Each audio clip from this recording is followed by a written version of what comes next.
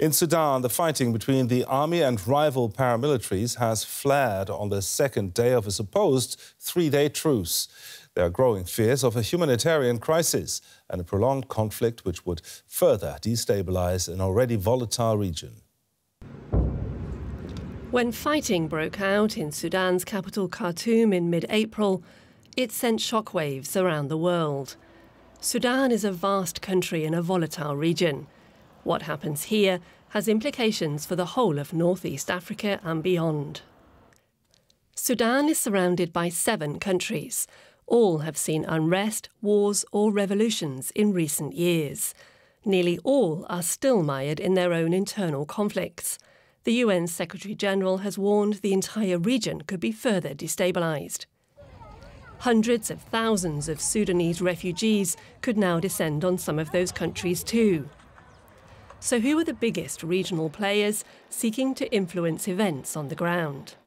First up, Egypt. Sudan's northern neighbour is itself under military rule.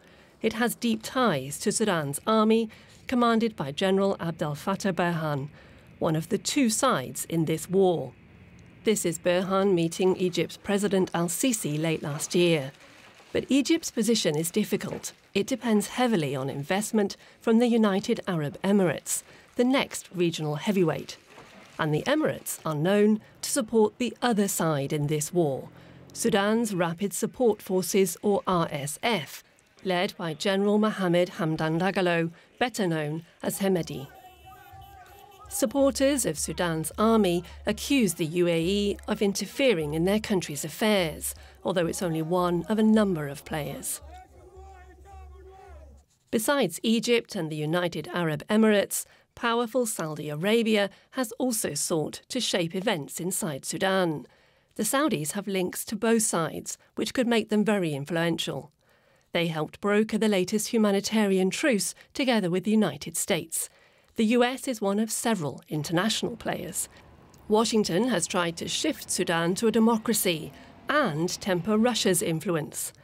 Moscow has sought to use Sudan as a gateway to the rest of Africa. This was Russian Foreign Minister Sergei Lavrov visiting Khartoum in February. The Russians are hoping to build a naval base at Port Sudan to give them strategic access to the Red Sea.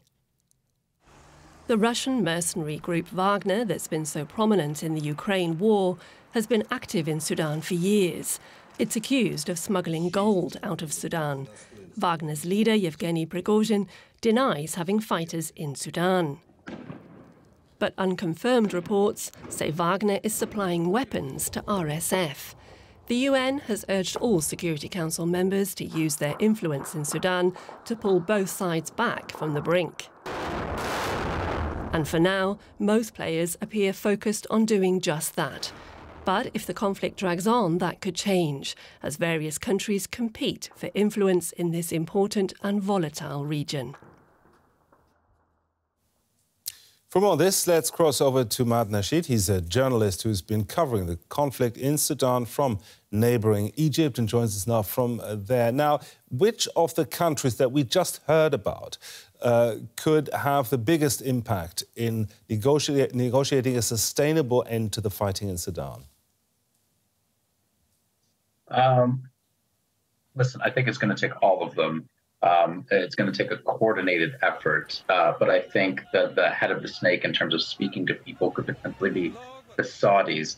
But without a coordinated international response and efforts of this behind the Saudis, then I don't see Saudi efforts alone or ad hoc efforts that the Saudis or just a Gulf Initiative spearheads being fruitful whatsoever. So I think short answer, all of them together, but perhaps a trusted face that has maybe not a trusted face, but perhaps a face that does have relationships with both belligerents in this conflict, as was mentioned in that report, then that might be able to reap the most success. Now, the special envoy for Sudan, the UN special envoy, said that he didn't get the feeling that any of the 2 warring factions was interested in negotiating. What will it take to bring these 2 generals fighting for power in Sudan to come to an agreement, to sit down at a table? Yeah, I mean, it's difficult. War is always easier to prevent than to stop, and I think they've never shown good faith in coming towards a negotiating table.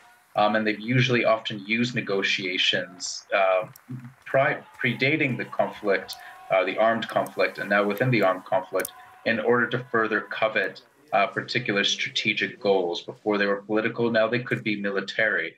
At the same time, I think what it will take is potential punitive measures. And it needs to have higher standards than just lulls in the fighting to give them applause and congratulatory statements.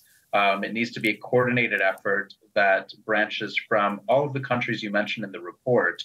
And I think that includes China and Russia here, rather than seeing them as strictly adversaries and no solution whatsoever here. We have to acknowledge just the role that they can play in their own interest, perhaps in Moscow, as well as their relationship with China that could be affected here if this conflict is not contained and starts to metasize a little bit. So it has to be a coordinated effort, really across the global community here. Otherwise, there's always going to be one side, if they're not part of those efforts, fueling this conflict. The journalist, Matt Nasheed there in Cairo. Thank you very much. Thank you very much.